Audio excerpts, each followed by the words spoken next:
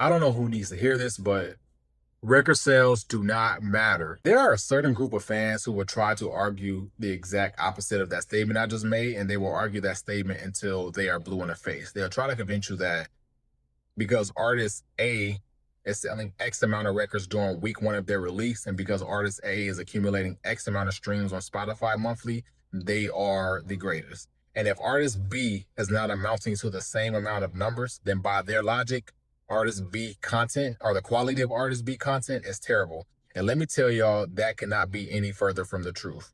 First of all, when did consumers become so concerned with numbers as if they are the decision makers? Utilizing numbers to determine the value of an artist in 2025 is so weird because all of the numbers that are reported are manipulated in some way anyways.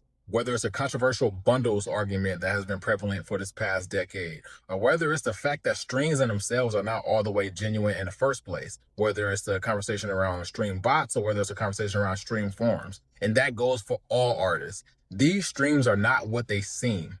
This is not the 90s. This is not the 2000s. And if you are not going out and physically purchasing these albums and you don't own one of these, why are you talking to me about sales? And let me be fair, this obsession with numbers didn't just start.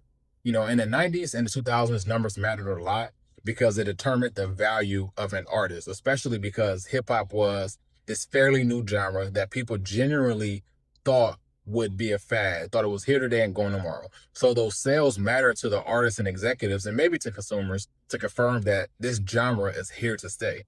30 years ago, when Master P and No Limit were dropping tape after tape after tape and those albums were selling well, it mattered because this was an independent label doing this all on their own, straight out the trunk. Jay-Z has consistently bragged about numbers throughout his career. You know why that mattered? Because Rockefeller was an independent label doing this.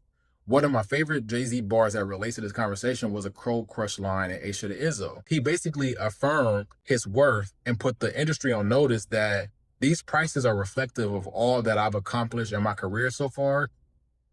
And if y'all remember, this is coming from an artist whose first album was supposed to be his only album. He was supposed to release in Reasonable Doubt and Getting Out of the Game. And even with that, with all Jay-Z has accomplished over his 30-year career, he has the bar in the Meek Mill What's Free line where he says, we used to praise Billboard when we were young. Now we look at Billboard like issue dumb. Because those numbers don't matter. Now, let me be transparent because the 90s wasn't the only time that numbers mattered. They